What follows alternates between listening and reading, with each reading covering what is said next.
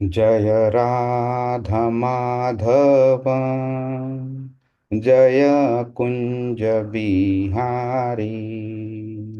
जय राधा माधव, जय कुंज बिहारी। जय गोपी जन वल्लभ गिरिवरधारी। जय गोपी जन वल्लभ गिरिवरधारी। यशोदानंदन व्रज जन रंजन, यशोदानंदन व्रज जन रंजन। यमुना तीर वनचारी, यमुना तीर वनचारी। जय राधा माधव, जय कुंज बिहारी। हरे कृष्ण कृष्ण कृष्ण हरे हरे, हरे राम राम राम हरे हरे। हरे कृष्ण कृष्ण कृष्ण हरे हरे, हरे राम राम राम हरे हरे। जय राधा श्याम सुंदर, राधा श्याम सुंदर राधे। जय कृष्ण बलराम, कृष्ण बलराम, कृष्ण बलराम। जय कृष्ण बलराम, जय गौरानिताय, गौरानिताय, गौरानिताय। जय गौरानिताय, जय जय प्रभुपाद, प्रभुपाद प्रभुपाद। जय श्रील प्रभुपाद। हरिनाम संकीर्तन की जय, श्रीमद् भगवद गीता की जय, श्रील प्रभुपाद की जय।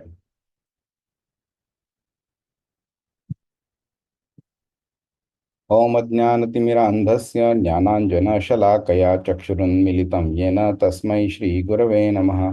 श्रीचैतन्यमनोभीष्टं स्थापितं येन भूतले स्वयं रूप कदा मह्यं ददाति स्वपदान्तिकम्।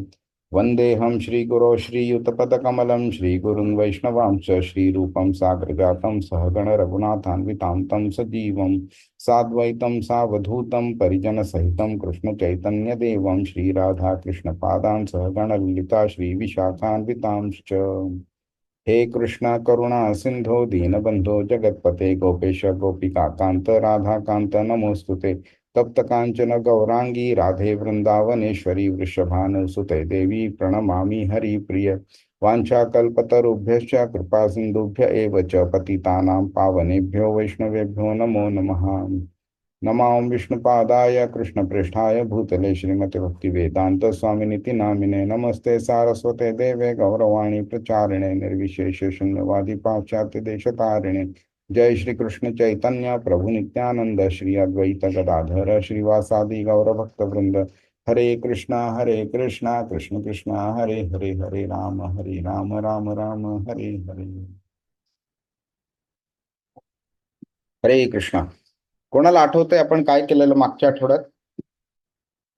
सो बेसिकली या श्लोकामध्ये परमात्मा लेवलचं एक्सप्लेनेशन सांगितलं आहे प्रिडॉमिनंटली. आणि आपण जे म्हणजे इथे दोन योगींची योगींबद्दल म्हणजे दोन नाही, मी म्हणेल योगीबद्दलच सांगितलेलं आहे. वास्तविक म्हणजे आपले जे योगी असतात ते, आणि भक्ती मार्गातले योगी याच्याबद्दल पण म्हणजे थोडं सांगितलेलं आहे.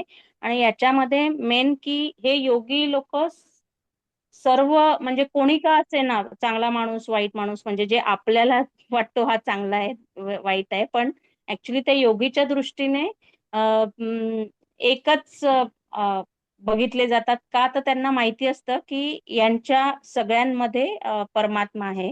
आणि एक महत्वाचा जो पॉइंट आहे की परमात्मा हा सर्व जीवांमध्ये आहे, हे आपल्याला आतापर्यंत माहिती होतं. पण कृष्ण भगवानांच्या हृदयामध्ये आपण, म्हणजे आपण म्हणण्यापेक्षा सर्व परमात्मा आहेत. अ, हे पण एक महत्वाचा जो पॉइंट होता तो योगी म्हणजे योगी व्यक्तींना माहिती असतो. आणि मग प्रश्न आपल्याला पडला की असं कसं शक्य आहे की म्हणजे आपल्या हृदयात परमात्मा आहे आणि आपण कृष्ण भगवानांच्या हृदयात आहोत. तर त्याच्याकरता तुम्ही ते विष्णूची जी 3 रूपं असतात की कारणोदक्षय रूप, गर्भोदक्षय रूप आणि शिरोदक्षय रूप. तर त्याच्यामध्ये पण तुम्ही जे सांगितलं होतं की पहिला जो विष्णूचा अवतार आहे कारणोदक्षय, तो basically primary thing of the nature creation. Basically ते करतात. आणि मग नंतर क्रिएशन. आणि नंतर मग गर्भोदक्षय विष्णू हे बेसिकली जीवांना एका ठिकाणून ट्रान्सपोर्ट करतात बेसिकली. आणि क्षीरोदक्षय विष्णूचं जे रूप आहे ते म्हणजे इज नथिंग बट आपल्या हृदयामध्ये आहे.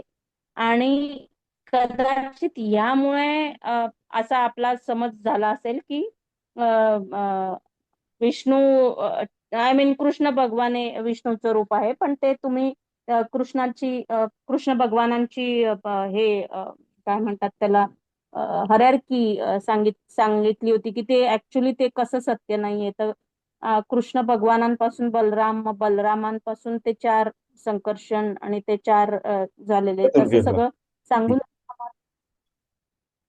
ते तुम्ही म्हणजे ते ऍटलिस्ट मला माहिती नव्हतं, तर ते सगळं मला पटलं. आणि मेन अजून एक महत्वाचा पॉइंट मला जो वाटला तो आध्यात्मिक आणि भौतिक माया ही कृष्ण भगवानांचीच एनर्जी आहे.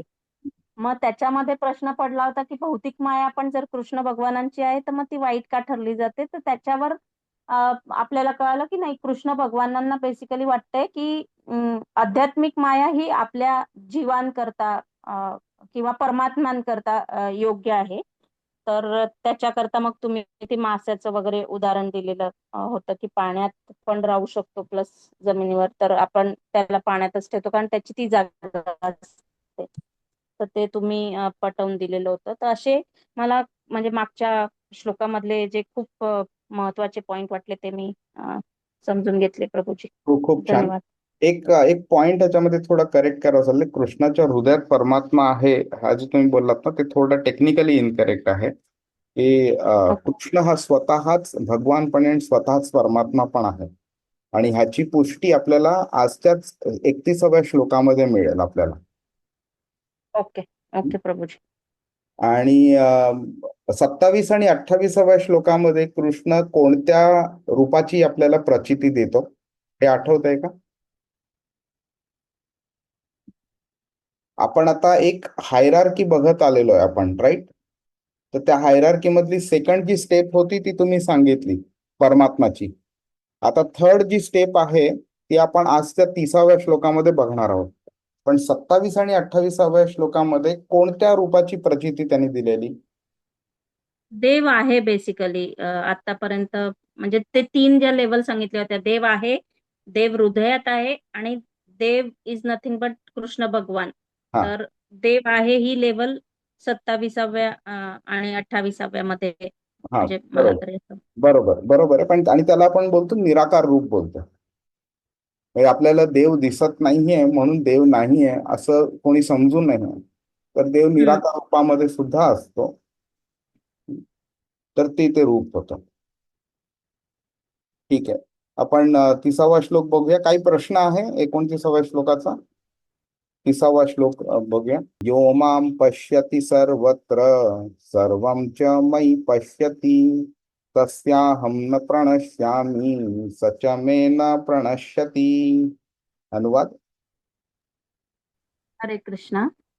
जो मला सर्वत्र पाहतो आणि सर्व काही प्राण्यांमध्ये पाहतो माझ्यामध्ये त्याला मी कधी माझ्यामध्ये सॉरी, जो मला सर्वत्र पाहतो आणि सर्व काही माझ्यामध्ये पाहतो त्याला मी कधीही दुरावत नाही, तसेच तोही मला कधी दुरावत नाही. बरे. हरे कृष्ण.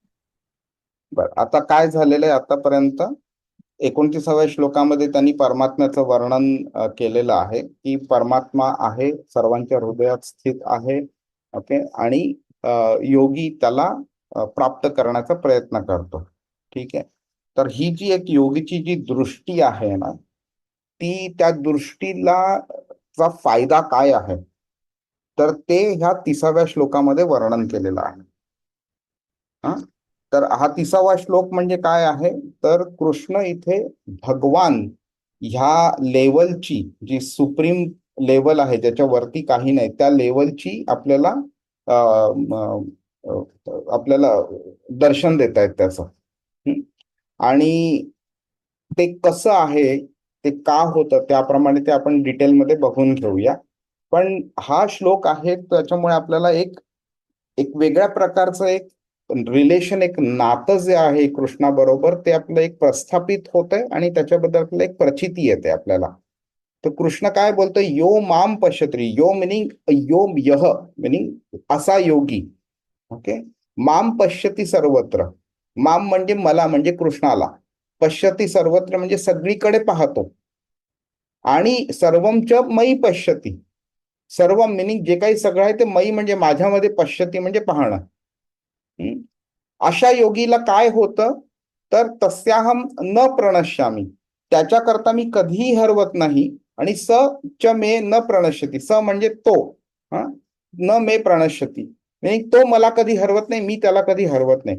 म्हणजे तो नेहमी माझ्या बरोबर असतो, मी नेहमी त्याच्या बरोबर असतो. तो नेहमी सगळ्या गोष्टींमध्ये मला बघतो आणि मी माझ्यामध्ये सगळ्या गोष्टी बघतो. ओके. तर हे खूप एक घनिष्ठ आणि जिव्हाळ्याचं नातं आहे, ते कृष्ण इथे समजावून सांगतं. कृष्णाला प्रत्येक गोष्टीत पाहणं ह्याचा अर्थ काय ते पण आपण बघून घेऊया.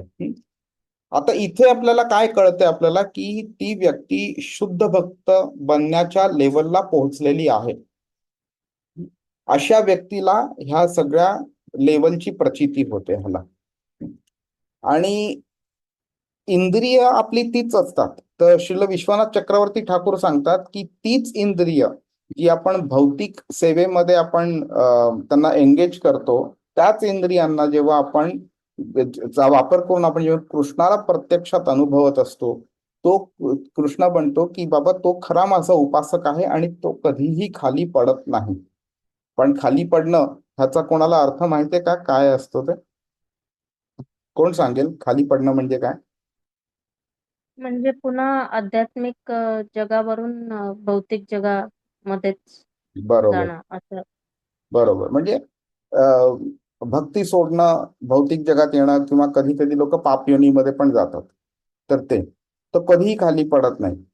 आणि ह्याचाच एक संदर्भ दुसऱ्या अध्यायाच्या 40व्या श्लोकात पण कृष्णाने दिलेला, नेहा भीक्रमनाशो अस्ति प्रत्यवायो न विद्यते स्वल्पमप्यस्य धर्मस्य त्रायते महतो भयात. त्रायते महतो भयात मिनिंग मी त्याच्यात ग्रेटेस्ट जो डेंजर आहे, सगळ्यात मोठा जो भय आहे, त्याच्यापासून मी त्याचं प्रोटेक्शन करतो. आणि ते प्रोटेक्शन म्हणजे काय, तर कोणत्याही पाप योनीमध्ये तो त्याला खाली पडून देत नाही. म्हणजे समजा ह्या ह्या जन्मी आपण भक्ती मार्गावरती एक 4 पावलं पुढे जरी चाललो आपण आणि नंतर पुढे जाऊ नाही शकलो, आणि तरी 2-4 पाप केली आपण त्याच्यामध्ये, तरी कृष्ण आपल्याला कॉन्फिडन्स देतोय की तुम्हाला मी कधीही मनुष्यापेक्षा खालच्या योनीमध्ये तुम्हाला येऊन नाही देणार, ही तो गॅरंटी देतोय. हरे कृष्णा. आता आपण बघून घेऊया की सर्वत्र कृष्ण आणि कृष्णात सर्व काही पाहणे म्हणजे काय. ठीक आहे. तर आपण आपण एक हे समजण्याकरता एक छोटस उदाहरण घेऊया. एक 16 वर्षाचा मुलगा आहे आणि एक 16 वर्षाची मुलगी आहे. हा. आपल्याला माहिती आहे की त्या वयात असताना मुला मुलींना एकमेकांबद्दल आकर्षण निर्माण होतं आणि एक असं इनोसंट असं प्रेम निर्माण होतं. आणि त्यावेळेला त्यांना भूक, तहान, अभ्यास, आई वडील, नातेसंबंध, आपले बाकीचे खेळ वगैरे ह्याचं काही त्यांना सोयरसूतक नसतं त्यांचं. त्यांना फक्त त्या व्यक्तीबद्दलच विचार येत असतो मनामध्ये. हा. त्यामुळे प्रत्येक गोष्टीमध्ये त्यांना तो व्यक्ती, ती व्यक्ती दिसत असते. मुलाला ती मुलगी दिसेल, मुलीला तो मुलगा दिसेल. आणि त्यामुळे काय होतं की प्रत्येक गोष्टीमध्ये, म्हणजे काही विकत घ्यायचं असलं तर हा हे मी घेईन कारण त्याला ते आवडेल, किंवा हे मी घेतो कारण तिला ते हवं आहे, अशा टाईपचे हे विचार येत असतात. त्यावेळी काय होतं, ह्याचा अर्थ काय होतंय की जी ती व्यक्ती अतिशय मनापासून त्या दुसऱ्या व्यक्तीवरती प्रेम करते, त्यावेळी त्या व्यक्तीच्या बद्दल आणि फक्त त्याच व्यक्तीच्या बद्दल कंटिन्युअस विचार मनात निर्माण येत राहतात. येतात आणि तीच व्यक्ती सर्वत्र दिसते. तर ह्या एक्झाम्पलनी आपण बघू शकतो आपण की जी व्यक्ती कृष्णावरती मनापासून प्रेम करते, ती व्यक्ती कृष्णाला सर्वत्र पाहू शकते. यो माम पश्यती सर्वत्र. आणि हे फक्त केवळ म्हणजे नॉलेजच्या बेसिसवरती नाहीये, तत्वज्ञानाच्या बेसिसवरती नाहीये, तर हे भक्तीतनं प्रकट होतं. आणि हे खूप इम्पॉर्टंट आहे हे जाणणं. आणि ज्यावेळी ज्ञानाच्या द्वारे आपण कृष्णाला ओळखतो ना, त्यावेळी इट इज हे ते ज्ञान चुकीचं नाही आहे असं नाहीये, ज्ञान तेच आहे. पण कृष्णाला भक्ती हवी आहे. ज्ञानाद्वारे त्याला ओळखणं is okay, meaning it is म्हणजे काय गुड बॅड आणि वर्स मधलं जर बघितलं तर ते गुडच्या लेवलचं असेल, बॅड नाही आहे ते, पण ते एक्सलंटच्या लेवलचं नाही आहे. ते एक्सलंटच्या लेवलचं भक्ती आहे. आणि कृष्ण आपण जेव्हा भक्तियोग चालू करू ना शिकायला, त्यावेळी तुम्हाला कळेल भक्त्यामा अभिजानाती वगैरे अशा प्रकारचे बरेच श्लोक त्यांनी सांगितलेले की भक्तीद्वारे लोक मला ओळखू शकतात, नाहीतर मला कोणी ओळखू शकत नाही. आणि त्याला काय हवंय तर भक्तीच हवी आहे त्याला. तर की जेवढं आपण कृष्णामध्ये इन्व्हॉल्व्ह होऊ, आपण एकदम लीन होऊन जाऊ त्याच्यामध्ये, त्याच्या भक्तीमध्ये, तेवढं आपल्याला कृष्ण सगळ्या गोष्टींमध्ये दिसेल आणि तेवढं आपण कृष्णामध्ये रममाण झालेलो असू. आणि आपण एक एक्झाम्पल बघू आजच्या ह्याच्यामध्ये की हा जो एक संबंध आपण निर्माण करतो कृष्णाबरोबर ना, हा जिव्हाळ्याचा संबंध, एक डायरेक्ट रिलेशनशिप असते त्याच्यामध्ये. ह्या बेसिस वरतीच आपण कृष्णाला पाहू शकतो किंवा कृष्णात सगळं काही पाहू शकतो आपण. एखादी घटना कोणती घडली तरी हा ही पण कृष्णाचा हात आहे त्याच्यामध्ये म्हणून ती घडली. किंवा एखादी व्यक्ती समजा अतिशय धनाढ्य असेल तर आपण ते बोलू की वा कृष्णाने त्याच्यावरती किती चांगली कृपा केलेली आहे, त्याच्याकडे एवढा पैसा दिलेला आहे.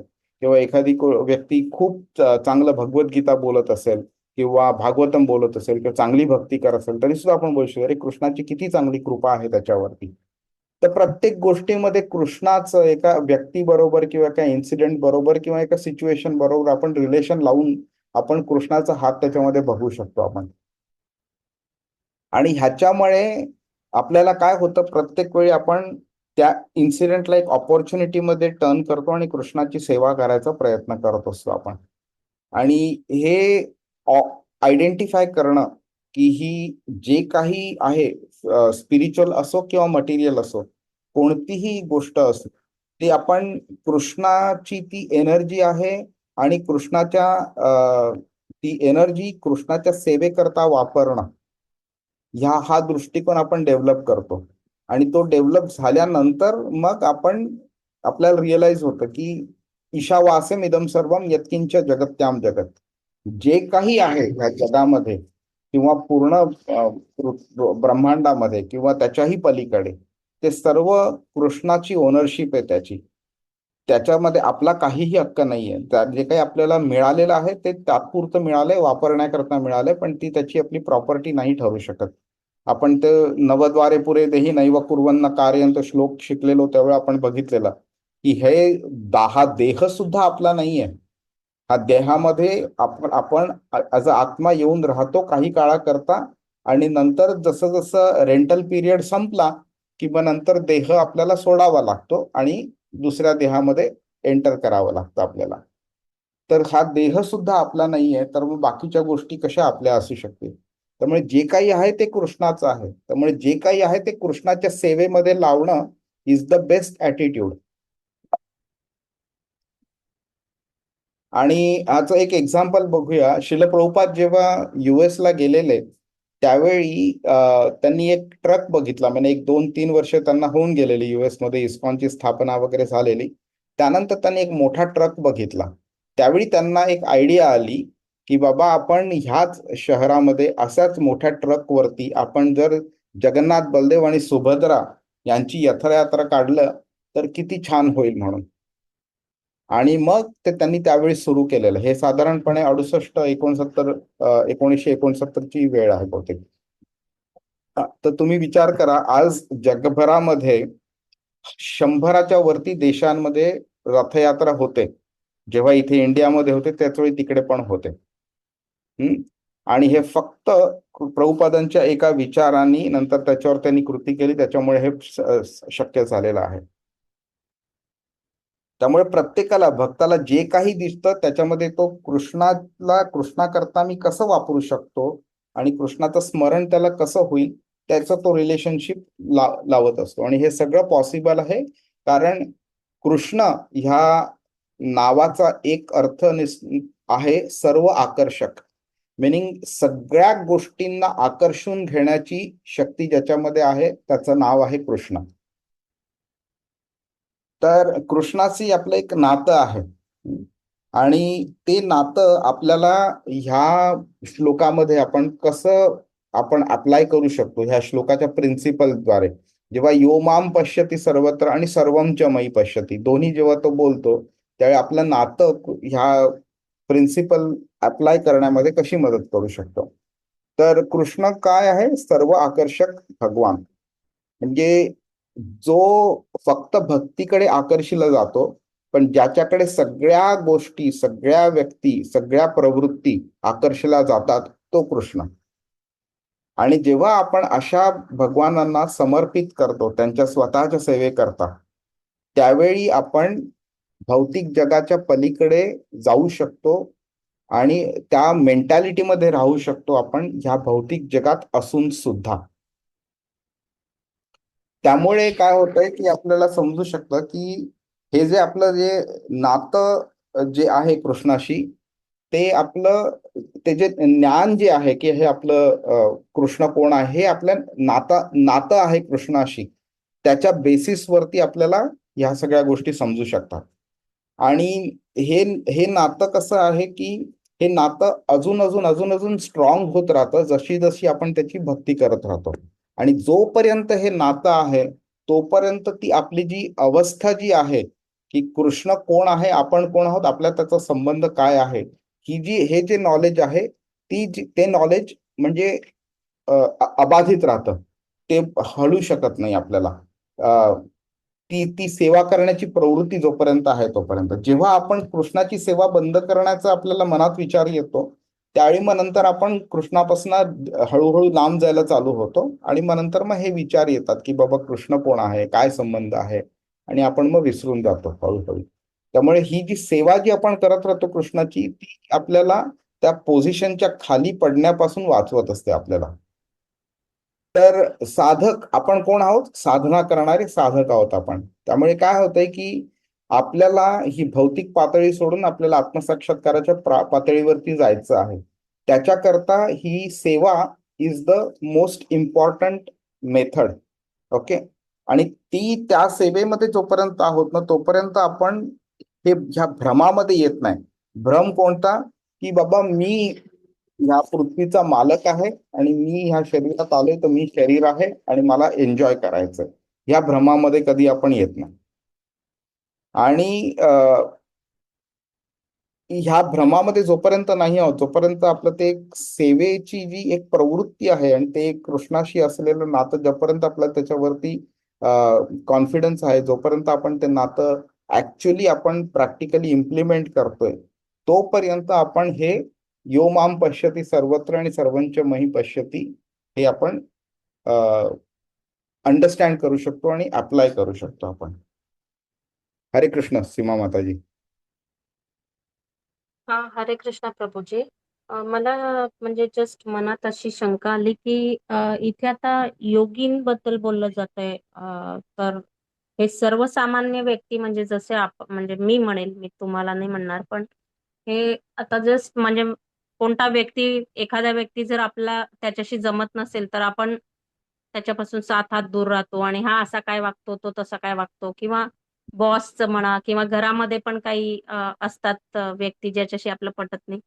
तर जरी हे म्हणजे आता I am just thinking realistic Prabhuji, की हे आपल्याला आता हे भगवद्गीतेत मला कळालं की सगळ्यांमध्ये कृष्ण भगवान आहे, तर डेफिनेटली एक आपण स्टेप बॅक घेऊन एक वेगळा विचार करू. पण सगळ्यांना एका समतोल याच्यात बघणं हे कितपत शक्य आहे? म्हणजे जस्ट मी तुमचा अनुभव किंवा तुमचं काय म्हणणं आहे याच्यावर ते जस्ट जाणून घेऊ इच्छिते प्रभूजी. अ, तुम्ही जो हा प्रश्न विचारलाय ना, एक्झॅक्टली अर्जुन सेम प्रश्न विचारतो 33 आणि 34व्या श्लोकामध्ये. आणि अर्जुन त्याला सांगतो कृष्णाला, की बाबा हे माझ्या दृष्टीने अव्यवहार्य वाटतंय, इम्प्रॅक्टिकल आहे. ओके, कारण त्या साम्यत्व म्हणतो त्याला, साम्येन मधुसूदन. हं? हे जे साम्यत्व जे आहे ते इतकं डिफिकल्ट आहे. अर्जुन बोलतोय की मी वाऱ्याला कंट्रोल करू शकतो, पण मनाला कंट्रोल नाही करू शकणार, आणि मनाला कंट्रोल केल्याशिवाय साम्यत्व शक्य नाही, हे अर्जुन बोलतोय. आणि कृष्ण त्याची पुष्टी पण देतो. कृष्ण बोलतो हो, हे खरंच डिफिकल्ट आहे, पण if you follow the right process ते पॉसिबल आहे करणं. आणि मग अर्जुन विचारतो की बाबा काय प्रोसेस आहे, कसं होतं हे सगळं. आणि एक्झॅक्टली तुम्ही जे विचारलं तेच आहे. त्यामुळे आपण याच प्रश्नाचं उत्तर आपण बघणार आहोत. अजूनही कृष्णाने, तुम्ही नोटीस करा, भगवद्गीतेमध्ये एवढे श्लोक झाले, कृष्णाने काय करायचंय ते सांगितलं, कृष्णाने कसं करायचं ते सांगितलं नाहीये. अष्टांग योग ही प्रोसेस जी आहे ती समरीमध्ये कृष्णाने सांगितली. त्याला अर्जुन रेफ्यूट करतो, त्याला बोलतो की बाबा हे शक्य नाहीये, मग कसं करायचं तू मला सांग. आणि मग भक्तियोग चालू होतो. तर आपण फक्त काही श्लोक लांब आहोत भक्तियोगाच्या, तर आपण हे सगळं डिटेलमध्ये करू डिस्कस त्याबद्दल. ओके ओके प्रभूजी, धन्यवाद. हरे कृष्ण. आता हे जे सर्वत्र पाहणं जे आहे ते गोपिका ज्या होत्या त्यांना प्रॅक्टिकली हे सगळं पॉसिबल होतं बघायला. हा.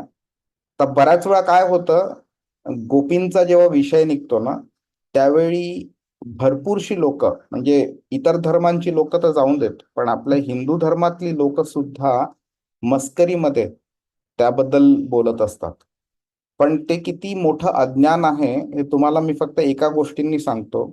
जर आपण डिवोटींना जर क्लासिफाय केलं ना आपण, की कोणती डिवोटी कोणत्या लेवलवरती येते, तर चैतन्य महाप्रभू स्वतः बोललेले आहेत की गोपिका ज्या आहेत त्या टॉपमोस्ट लेवलच्या डिवोटीज आहेत, अगदी टॉपमोस्ट. त्यामुळे आपण जेव्हा, म्हणजे कसं खरं कंपॅरिझन करू नाही, पण फक्त from the sake of understanding की गोपिका कुठल्या लेवलला आहेत हे समजण्याकरता बोलतोय मी, की आपण संत तुकाराम महाराज, ज्ञानेश्वर महाराज वगैरे हे सगळे जे आहेत त्यांना आपण उच्च कोटीचे भक्त मानतो आपण ना, तर त्यांच्याही वरची लेवल गोपिकांची आहे. तर गोपिकांचा जो जेव्हा विषय निघतो आणि कुत्सितपणे लोक हसतात आणि त्याबद्दल मूर्खासारखे भाष्य करतात ना, तो किती मूर्खपणा आहे ते ह्याच्यावरून कळून येतं की आपण ज्या व्यक्तीला उच्च कोटीचा भक्त मानतो त्यापेक्षाही वरची लेवल गोपिकांची होती. त्यामुळे त्यांचा किती आदरांनी आपण विचार केला पाहिजे आणि त्याबद्दल बोललं पाहिजे हे आपण समजू शकतो आपण. तर जेव्हा रास नृत्य जेव्हा होत होतं, ओके, त्यावेळीची ही घटना आहे. ओके, त्यावेळी आध्यात्मिक जी लेवल होती ना, त्यावेळी गोपिकांनी ती सर्वोच्च पातळी गाठलेली.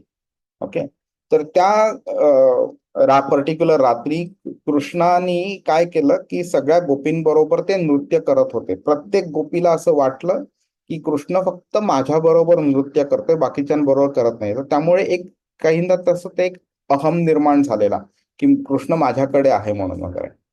त्यांना हे माहिती नव्हतं कृष्णाने स्वतःला एक्सपांड केले अनेक रूपांमध्ये आणि तो सगळ्यांबरोबर नाचतोय म्हणून. आणि त्यानंतर जेव्हा हा अहम निर्माण झाला त्यावेळी कृष्ण एकदम डिसअपिअर झाला, सगळ्याच्या सगळा पूर्ण त्या सीन मधनच डिसअपिअर झाला. आणि मग ते गोपिका सगळ्यांना ते कृष्णाला शोधायला लागले सगळीकडे.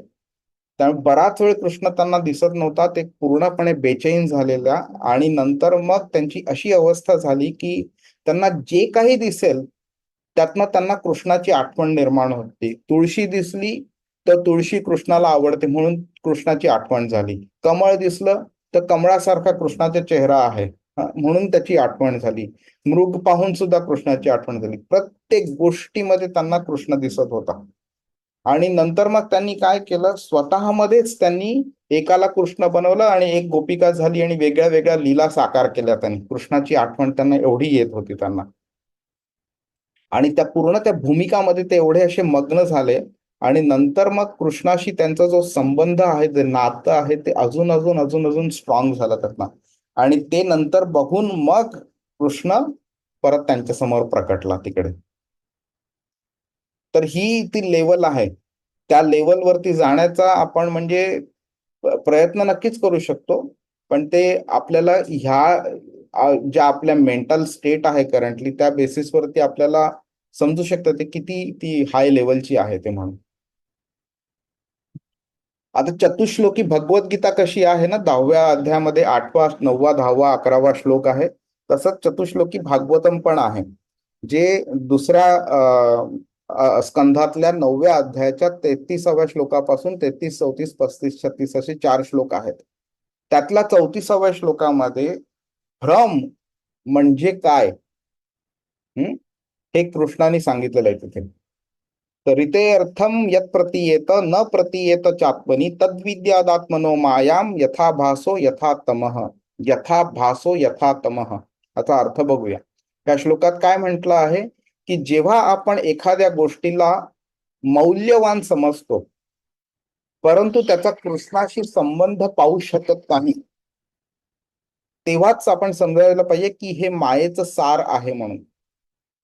कृष्णाशी असलेलं नातं न ओळखता वस्तूंना अर्थपूर्ण म्हणून पाहणं म्हणजे माया. हे किती सखोल असं डेफिनेशन आहे हे तुम्ही शांतपणे विचार करा आणि मग तुम्हाला समजून येईल की एनिथिंग अँड एव्हरीथिंग, ह्या जगातली प्रत्येक म्हणजे प्रत्येक गोष्ट, जर का तुम्ही त्याचा कृष्णाशी संबंध पाहू शकला तर तुम्ही आध्यात्मिक लेवलवरती आहात. जर का तुम्ही त्याचा कृष्णाशी संबंध पाहू नाही शकलात तर तुम्ही मायेच्या अधीन आहात. हे तुम्हाला एक लिटमस टेस्ट सारखी तुम्ही समजू शकता. आणि म्हणून कृष्णाशी प्रेमाने भक्तीने घनिष्ठ असे संबंध जेव्हा आपण आणि जिव्हाळ निर्माण करतो, तेव्हा आपण ह्या मायेच्या हे जे भवसागर म्हणतो त्याला ओलांडून जाऊ शकतो. 7व्या अध्यायामध्ये 14व्या श्लोकात कृष्ण बोलतो मम माया दुरत्यया. ही जी माया जी आहे ती माझी आहे. मम माया दुरत्यया मिनिंग तिला क्रॉस करणं, तिला ओव्हरकम करणं खूप डिफिकल्ट आहे. पण जो मला शरण येतो त्याच्याकरता ते पॉसिबल आहे म्हणून. आणि आपण बघू हे डिटेलमध्ये बोलू याबद्दल. आता आपण बघून घेऊया तस्याहम न प्रणश्यामी आणि सचमे न प्रणश्यती. म्हणजे काय की तो मला कधी हरवत नाही, मग मी कधी त्याला हरवत नाही. तर आपण ह्याचा संबंध बघूया. म्हणजे प्रणश्यामी म्हणजे हरवणं. ठीक आहे. तो कृष्ण काय करतोय की एक आश्वासन दिलंय त्यांनी आपल्याला की भक्त कधीही माझ्यापासून हरवत नाही किंवा ते माझ्यापासून हरवत नाही आणि मी त्यांच्यापासून हरवत नाही. आता कृष्ण काय करतो इथे, भक्ताचा आणि आपला त्याचा संबंध त्यांनी एस्टॅब्लिश केलेला आहे इकडे. ओके. मिनिंग आणि एस्टॅब्लिश करतो बोलतो की हा कधीही संबंध बिघडत नाही, कधीही विस्कळीत होत नाही हा संबंध. आता गंमत काय होते की जेव्हा आपण एखाद्या भौतिक संबंधात असतो ना, नवरा बायको, आई मुलगा मुलगी किंवा बाप मुलगा मुलगी किंवा भाऊ बहीण वगैरे, हा जो संबंध जो आहे ना हा फक्त एका जीवनापुरता आहे, एका जन्मापुरता आहे. ओके. आणि ह्याचं वर्णन नारद मुनींनी श्रीमद भागवतम मध्ये युधिष्ठिर महाराजांना उपदेश करताना केलंय. तुम्हाला हे ऐकायला तुम्हाला थोडं डिफिकल्ट वाटेल, पण ही वस्तुस्थिती आहे. नारद मुनी काय म्हणतात की तुम्ही अशा गवताच्या काही 12-15 काड्या घ्या आणि जेव्हा समुद्रांच्या लाटा येतात ना त्या लाटांवरती तुम्ही त्या काड्या टाका. तर एक लाट येतात आणि 3-4 काड्या एका ठिकाणी येतात, 3-4 काड्या दुसऱ्या ठिकाणी जातात. परत दुसरी लाट येते, या पहिल्या 3-4 काड्यांमधल्या 1-2 काड्या दुसरीकडे जातात, दुसऱ्या 3-4 काड्यांमधल्या 1-2 काड्या त्या दुसऱ्या 1-2 काड्यांबरोबर येतात आणि मग ते रिग्रुपिंग होत राहतं आणि हे परम्युटेशन कॉम्बिनेशन हे चालूच राहतं. कृष्ण बोलतात, नारद मुनी बोलतात की तो जो ग्रुप असतो ना टेम्पररी, त्याला फॅमिली म्हणतात. मिनिंग एक लाट आली, नवीन फॅमिली बनली, आधीची फॅमिली विस्कळीत झाली, दुसरी लाट आली, दुसरी फॅमिली विस्कळीत झाली, तिसरी फॅमिली बनली, ही फॅमिली आहे. त्यामुळे आपला संबंध फक्त हा एका जन्मापुरता आहे, पण कृष्णाचा आणि आपला संबंध काही एका जन्माचा नाहीये, तो निरंतर काळापासून चालू आलेला आहे.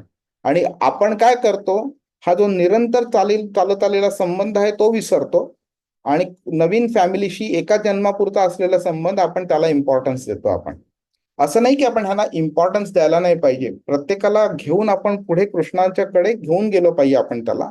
पण आपण काय करतो, कृष्णाला निग्लेक्ट करतो, पूर्णपणे इग्नोर करतो, डिस्कार्ड करतो आपल्या लाईफमधनं, आणि आपली फॅमिली हीच सगळं काही, त्याच्या पलीकडे काही नाही, अशा चुकीच्या धारणेमध्ये आणि भ्रमात राहतो आपण.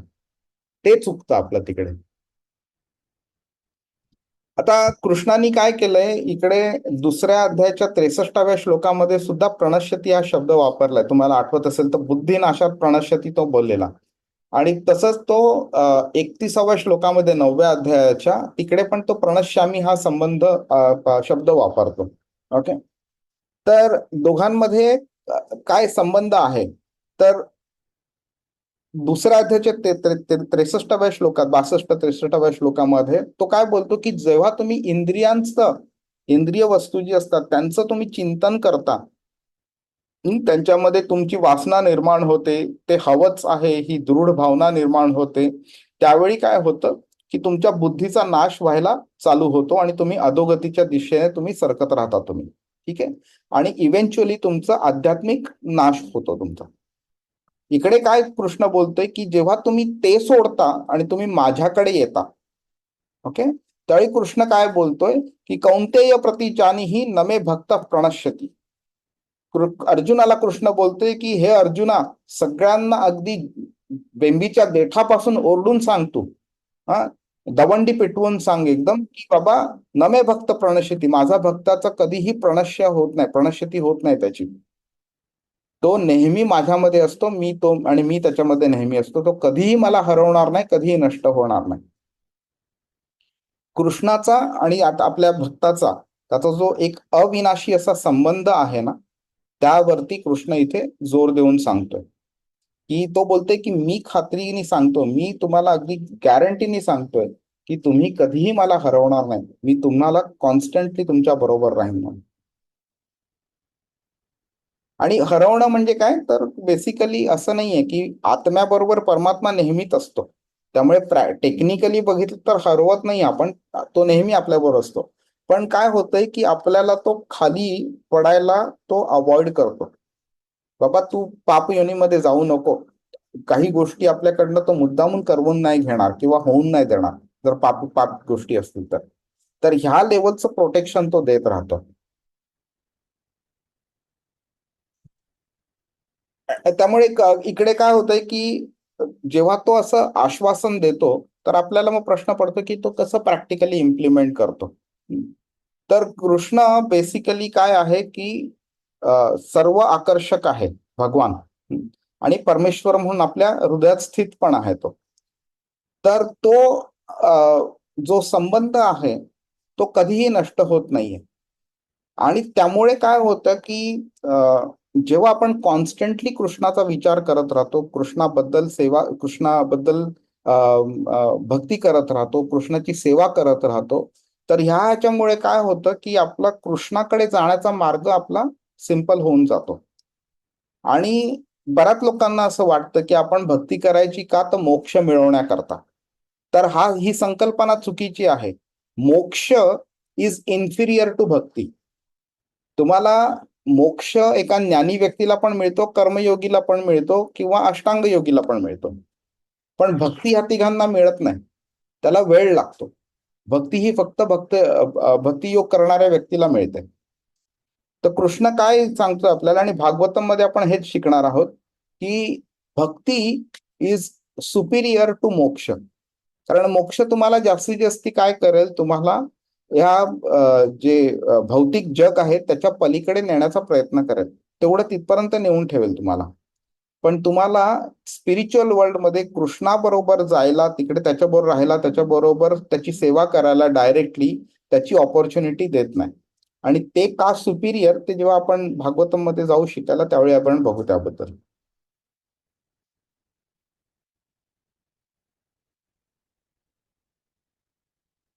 तर आता हे आपण खरं बोललेलो, तर फक्त समरीमध्ये सांगतो. तर 29व्या श्लोकामध्ये परमात्म्याबद्दल बोललाय. 30व्या श्लोकामध्ये तो एका हाय लेवल म्हणजे भगवानाबद्दल बोलतोय तो. ठीक आहे. आणि आपला जो संबंध आहे कृष्णाबरोबर त्याचा आपण अनुभव घेतो.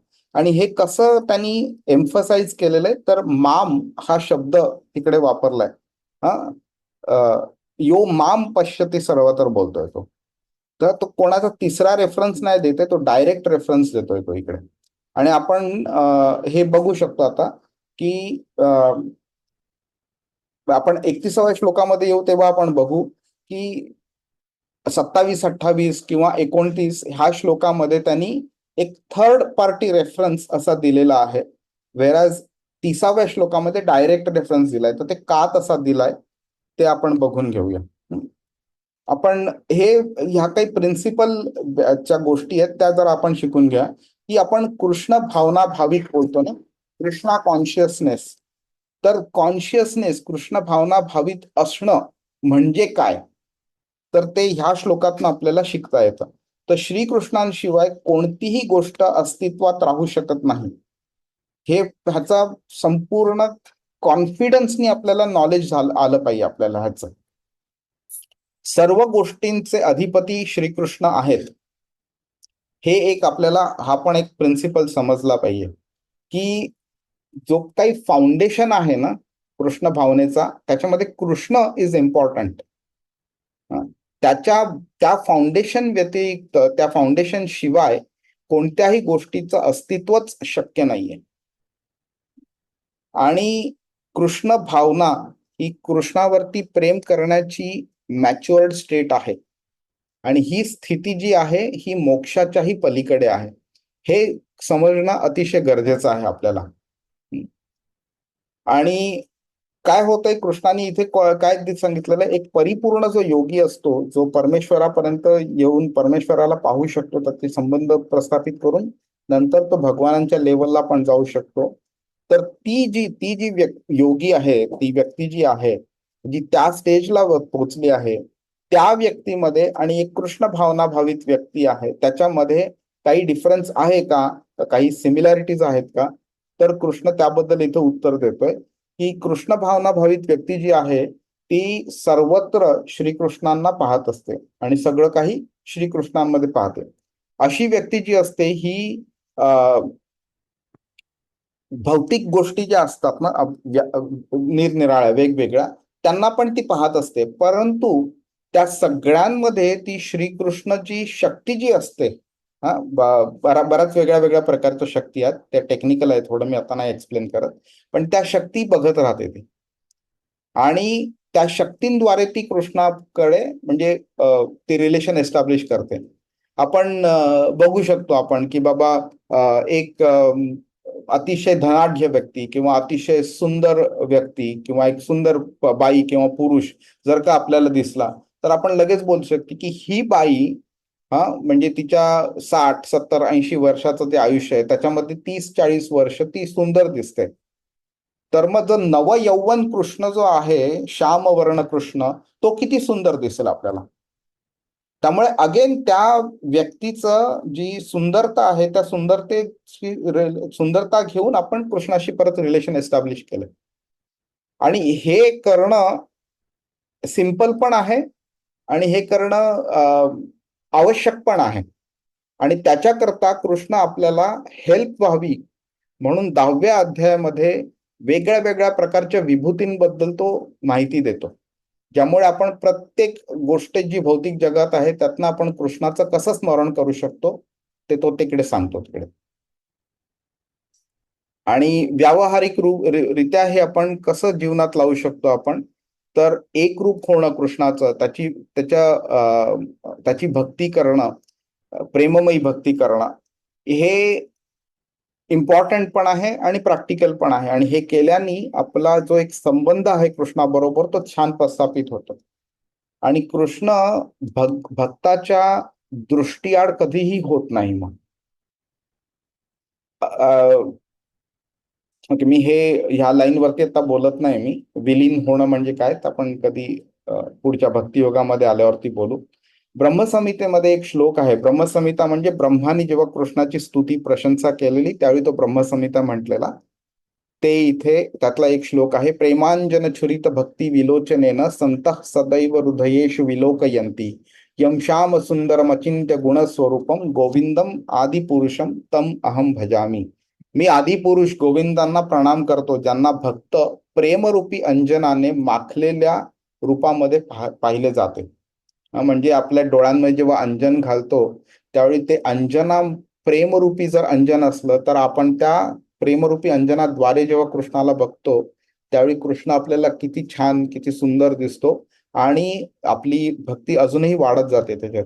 तर भक्त जे असतात ते अशा प्रकारचं अंजन, प्रेमरूपी अंजन आपल्या डोळ्यात घालतात आणि कृष्णाला बघतात ते. तर हे आहे एक प्रॅक्टिकल इम्प्लिमेंटेशन ऑफ भक्ती, जे आपण अजून डिटेलमध्ये जेव्हा भक्तियोग चालू करू शिकायला त्यावेळी आपण बघू. आपण हरे कृष्णा. सर्वभूतस्थितं यो मां भजत्येकत्वमास्थितः सर्वथा वर्तमानोऽपि स योगी मयि वर्तते. अनुवाद. हरे कृष्णा. जो योगी मी आणि परमात्मा अभिन्न असल्याचे जाणून परमात्म्याच्या भक्तिपूर्ण सेवेमध्ये युक्त होतो, तो सर्व परिस्थितीत माझ्यामध्ये सदैव निवास करतो. हरे कृष्ण. आता तुम्हाला हे कळेल की हे 27, 28, 29, 30 हे श्लोक कृष्ण बोललेला तर त्याचा एकमेकांशी रिलेशन काय आहे. तर इकडे ह्या श्लोकामध्ये सर्व भूत स्थितम यो माम.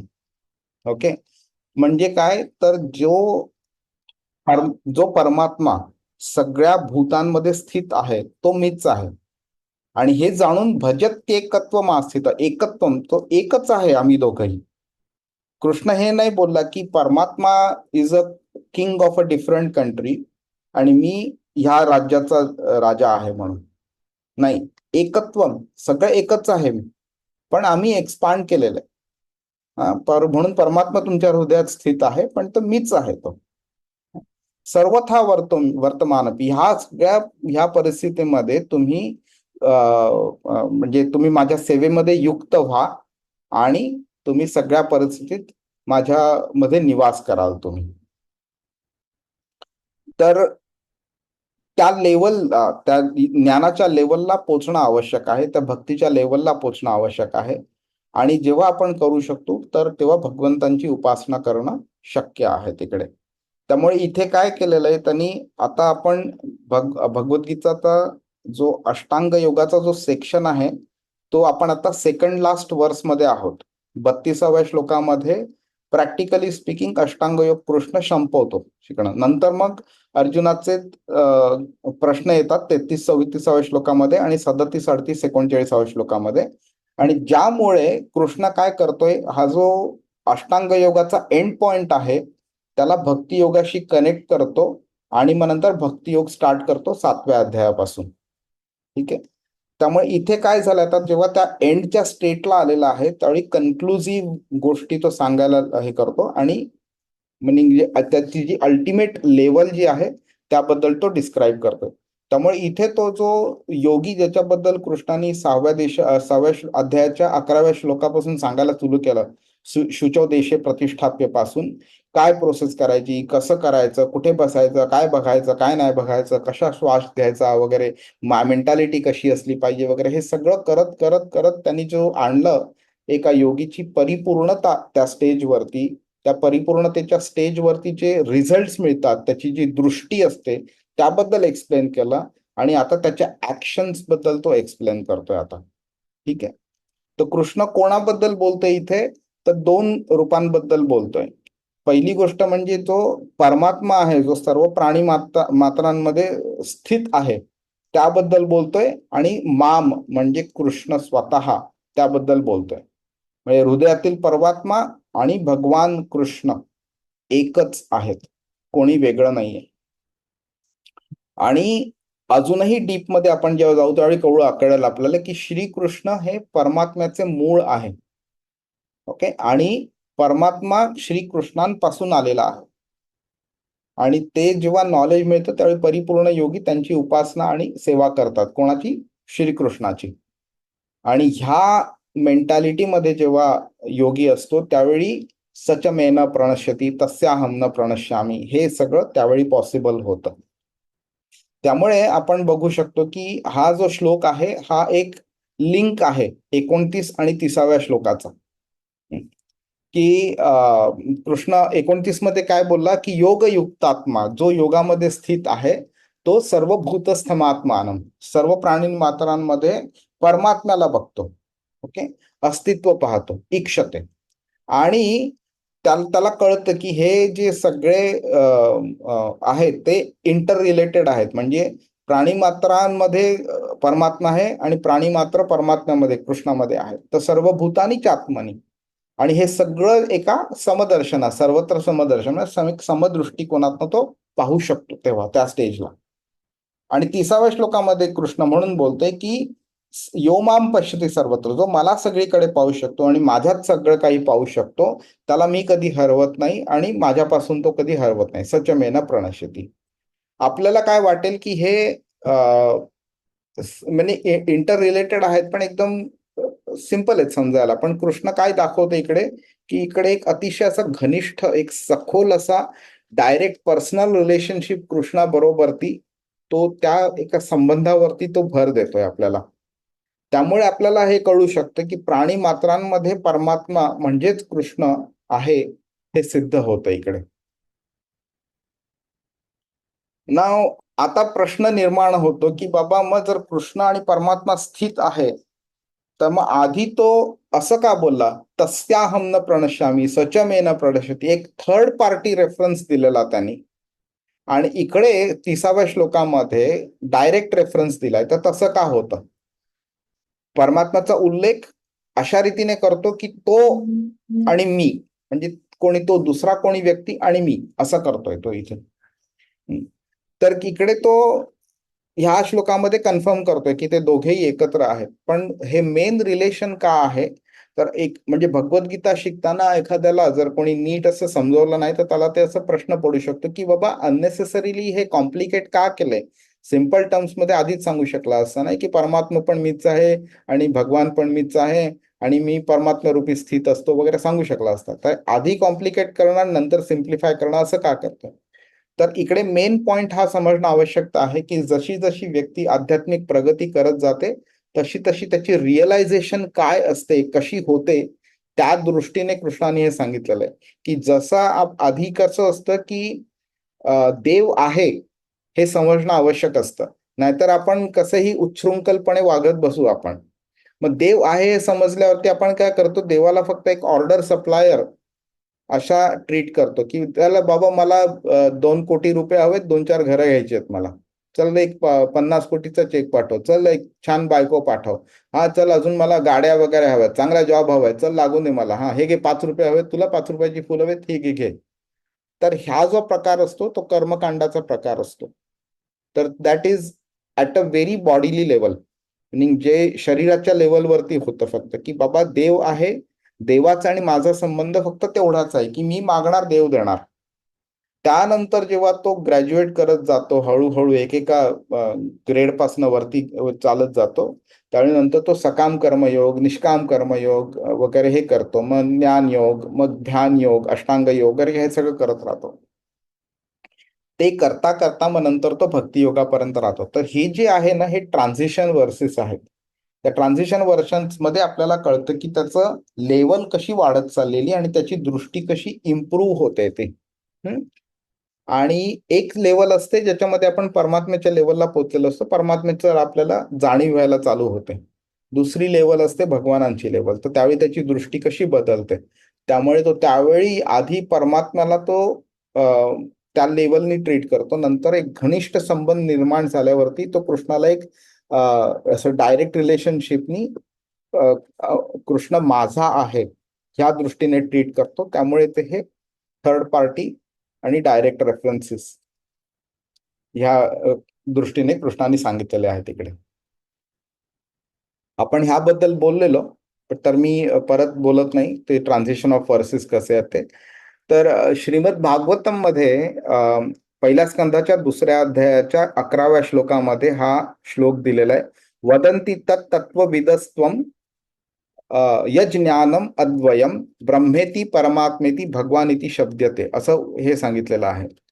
तर त्याचा हा जो अर्थ आहे की एका योगीचे किंवा एक व्यक्ती जी असते जी भगवानांकडे जाण्याचा प्रयत्न करते, तर त्याचे 3 स्टेजेस असतात. तर पहिला स्टेज म्हणजे ब्रह्मेती, म्हणजे निराकार ब्रह्म, त्याला देव समजणं.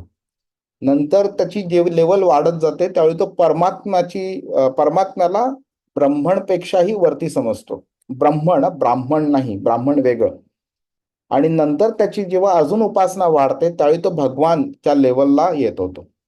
तर ते तिथे सांगितलेलं ह्या श्लोकामध्ये. हरे कृष्ण. आता एकत्व मास्थित हा शब्द वापरलेला आहे कृष्णाने इथे. तर म्हणजे काय, तर कृष्ण काय करतो इथे, आत्मा ईश्वरामध्ये विलीन होणार ह्याबद्दल काही बोलत नाहीये. ती संपूर्ण संकल्पना चुकीची आहे ती. ओके. त्यामुळे काय होतंय की जे निराकारवादी असतात ना, ते असे श्लोक घेतात आणि स्वतःची फिलॉसॉफी घुसवायचा प्रयत्न करतात. जर का विलिनीकरण व्हायचं असतं, एकत्र व्हायचं असतं, तर कृष्णाने ते डायरेक्टली सांगितलं असतं. पण कृष्ण नेहमी बोलते भक्तियोग करा, भक्तियोगी बना तुम्ही, आणि तुम्ही माझ्याकडे या, माझ्यामध्ये विलीन व्हा, म्हणून कधीही कृष्णाने कोणत्याही भगवद्गीतेच्या श्लोकात सांगितलं नाहीये. त्यामुळे एकत्वम ह्याचा चुकीचा अर्थ काढला जातो, पण त्याचा खरा अर्थ आहे की एकत्व, कंपॅरिझन बिटवीन परमात्मा आणि भगवान, ते एकत्र आहेत, ते एक आहेत, हे कृष्ण सांगतोय. ही जी एकात्मता जी आहे, इट्स भगवानांचे जे 2 रूप आहेत, भगवान स्वतः आणि परमात्मा, ते एक आहेत, वेगळे वेगळे नाही आहेत, हे कृष्ण सांगतोय ह्या एकत्वम ह्या शब्दातनं.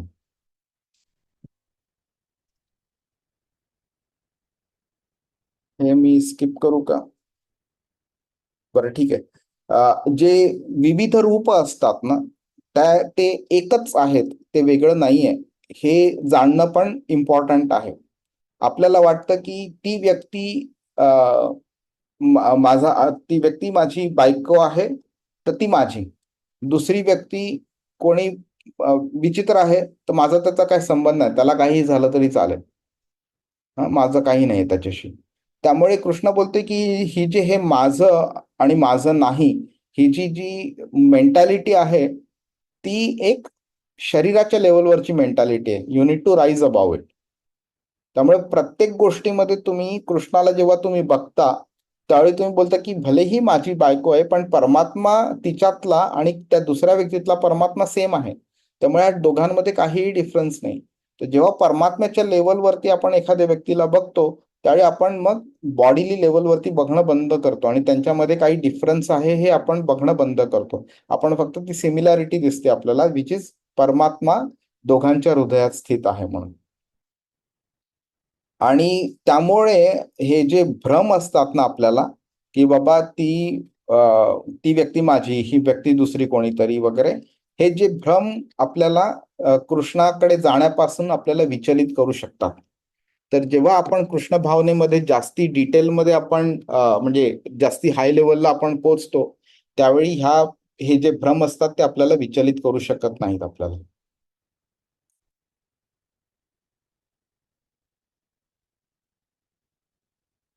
आता आपण ह्याबद्दल पण बोललोय, पण एक जस्ट रिलेशनशिप आपण बघून घेऊया की जेव्हा आपण बघतो की बाबा मंदिरामध्ये असणारा कृष्ण, किंवा जो कृष्ण ज्या कृष्णाबद्दल मी लीला वाचतो, ज्या कृष्णांबद्दल मी लेक्चर्स ऐकतो, किंवा जो कृष्ण माझ्या घरच्या मंदिरामध्ये आहे, किंवा जो परमात्मा माझ्या हृदयात स्थित आहे, हे एकच आहेत. हे आपल्याला समजणं आवश्यकता आहे. हे समजलं आपल्याला की आपण मग व्यवस्थित भगवानांचं ध्यान करू शकतो, व्यवस्थित त्यांचं दर्शन घेऊ शकतो. आणि बरेच बरेच भक्तीचे बरेच प्रकार आहेत. नमस्कार करणं, त्यांचं कीर्तन करणं, त्यांची पूजा करणं वगैरे, हे सगळं आपण त्या कृतीमधनं, त्या माध्यमातनं करू शकतो आपण. आणि जेव्हा आपण हे करत असतो त्यावेळी आपल्याला जाणवत असतं की बाबा परमात्मा, भगवान आणि हे यांचं हे सगळं नातं हे सगळं एकच आहे. आणि ह्या दोघांचंही नातं माझ्याशी जे आहे ते अतिशय घनिष्ठ नातं आहे. त्यामुळे जेव्हा आतून आपल्याला आवाज येतो आणि आपल्याला आध्यात्मिक मार्गावरती प्रगती करण्याचं मार्गदर्शन मिळतं, त्यावेळी सुद्धा आपल्याला कळते की कृष्णच माझ्याशी आतनं बोलतोय माझ्याशी. आणि म्हणून आपल्याला मग मार्गदर्शन आपल्याला कृष्णाचं बाहेरून पण मिळतं, आतनं पण मिळतं. आणि त्याही पेक्षा महत्वाचं म्हणजे जेव्हा आपण गुरु आपल्याला स्वीकार करतो शिष्य म्हणून, त्यावेळी गुरुचं जेव्हा आपल्याला मार्गदर्शन होतं ते अतिशय डायरेक्ट असं मार्गदर्शन आहे. आणि ते सुद्धा कृष्णाकडूनच आलेलं आहे. अरे गुरु हा कृष्णाचा प्रतिनिधी आहे. त्यामुळे गुरुमध्ये आणि कृष्णामध्ये काही डिफरन्स आहे हे सुद्धा नाहीये काही, हे सुद्धा आपल्याला समजलं पाहिजे. आणि हा जो योगी जो असतो तो काय करतो की जेव्हा तो परमात्म्यावरती ध्यान करतो त्यावेळी कृष्ण म्हणजे क्षीरोदक्षाई विष्णू, हा, त्याचं एक चतुर्भुज रूप आहे. तुम्ही कधी बघितलं असेल, शंख, चक्र, गदा आणि पद्म ह्या फॉर्म मध्ये एक विष्णूचा फोटो वगैरे तुम्ही कधी बघितला असेल, तर ते जे चतुर्भुज रूप आहे ना, ते विष्णूंचं रूप आहे. आणि कृष्ण म्हणजे विष्णू रूपी कृष्णाला आपण बघत असतो तिकडे. त्यामुळे विष्णू आणि कृष्ण हे वेगळे वेगळे नाही आहेत, हे समजणं आवश्यक आहे आपल्याला. तर जेव्हा आपण हे समजू त्यावेळी कळेल की क्षीरोदक्षाई विष्णू हे जेव्हा परमात्मा रूपी आपल्या हृदयात स्थित असतात ते सुद्धा कृष्णच आहेत. जे माझ्या हृदयामध्ये आहेत तेच इतरांच्या हृदयामध्ये आहेत. आणि तोच परमात्मा म्हणजेच क्षीरोदक्षाई विष्णू म्हणजेच कृष्ण हे सेम आहेत. आपण याबद्दल बोललेलो, तरी सुद्धा एकदा परत बघून घेऊया की एक योगी आणि कृष्ण भावनाभावित व्यक्ती ह्यांच्यात काहीही फरक नाहीये. कारण तो काय करतो की हा जो भक्त असतो ना, कृष्ण भावनाभावित व्यक्ती असते, ती नेहमी कृष्णाच्या सेवेमध्ये युक्त असते. ओके. त्यामुळे जेव्हा आपल्याला हे कळतं की कृष्ण आणि परमात्मा वेगळा नाहीये, आणि हा जो भक्त आहे तो कृष्णामध्ये संपूर्णपणे लीन झालेला असतो. हा जो योगी आहे तो पण परमात्म्यामध्ये लीन झालेला असतो. आणि हे दोघेही सेम आहेत, म्हटले दोघेही ऍक्च्युली ते सेमच करतायत गोष्ट. त्यामुळे हा दोघांमध्ये काही फरक राहत नाही. आणि त्यामुळे जी व्यक्ती अगदी मेडिटेशन करत असते, जंगलात जाऊन वगैरे, ती जी व्यक्ती अचीव करते, टेक्निकली स्पीकिंग तीच गोष्ट एक भक्त पण अचीव करतो. पण भक्त काय करतो, भक्त डायरेक्ट कृष्णाची सेवा करत असतो. त्यामुळे कृष्णाला ते जास्ती आवडतं. आणि आपण 47वा श्लोक जेव्हा बघू 6व्या अध्यायाचा, त्यावेळी तुम्हाला कळेल की कृष्णाला ते का आवडतं म्हणून, आणि तो भक्तियोग का. तर आपण ते त्यावेळी बघू. तर सांगण्याचं पॉइंट असा आहे की एक मंदिरामध्ये मनापासून पूजा करणारा पुजारी किंवा कृष्णाकरता हार बनवणारा तो भक्त किंवा कृष्णाकरता भोग बनवणारा भक्त, जो त्याला भोग ऑफर करतो आणि आपण प्रसाद म्हणून घेतो, तो भक्त, किंवा कृष्णाबद्दल आपल्याला प्रवचन करणारा भक्त, किंवा कृष्णाचं कीर्तन करणारा भक्त, किंवा कृष्णाकरता ड्रेस शिवणारा भक्त, किंवा कृष्णाची पुस्तकं वितरित करणारा भक्त, किंवा जंगलामध्ये जाऊन तपस्या करणारा योगी, ह्या सगळ्यांमध्ये काहीही डिफरन्स नाहीये. ते सगळे त्याच लेवलचे करतायत. फक्त काय होतंय की योगी परमात्म्याचं करतोय, ही लोक कृष्णाचं डायरेक्ट करतायत. आणि नंतर म्हणून कृष्ण हा 31वा श्लोक बोलतो की बाबा ही ट्रान्झिशन आहे. हा. परमात्मा आणि माझ्यामध्ये काही डिफरन्स नाहीये, त्यामुळे it is okay if you do for परमात्मा. पण तो बोलतो की रेकमेंडेड काय आहे, तर जो माझं डायरेक्टली करतोय तो. त्यामुळे कसं आहे की मुलगा बोलतो ना, पप्पा मी काय करू तुम्हाला, ओके तुमच्याकरता चपाती बनवू का भात बनवू, जस्ट काही साधारण बायको विचारेल किंवा मुलगी विचारेल. तर तसं बघितलं दोन्ही जेवण आहे, पण पप्पांना काय आवडतं, तर चपाती आवडत असेल तर ते करणं जास्ती चांगलं. कृष्ण काय बोलतोय, तुम्ही माझी डायरेक्ट भक्ती केली तर मला ते जास्ती आवडेल. ओके, माझी परमात्मा केली तरी ते चूक नाहीये, पण मला काय आवडेल जास्ती, तर डायरेक्ट भक्ती म्हणजे कृष्ण फॉर्म मध्ये. आणि हाच प्रश्न अर्जुन कृष्णाला 12व्या अध्यायाच्या पहिल्या श्लोकामध्ये विचारतो. त्यावेळी कृष्ण त्याचा उत्तर तिकडे देतो की हे माझं श्याम सुंदर जे रूप आहे, त्या रूपामध्ये जी व्यक्ती माझं भक्ती करेल ते मला जास्ती आवडतं. हरे कृष्ण. 27 आणि 28 हे निराकार ब्रह्मण लेवलचं आहे. ओके, 29 आहे तो परमात्म्याचा श्लोक आहे. 30वा श्लोक आहे तो भगवानांच्या लेवलचा श्लोक आहे. 31वा श्लोक जो आहे तो 29 आणि 30 ला लिंक करणारा श्लोक आहे, विच वेअर कृष्ण कन्फर्म्स की भगवान मी स्वतः आणि परमात्मा हे काही अभिन्न नाही आहोत आम्ही. भजत्येकत्व आस्थित.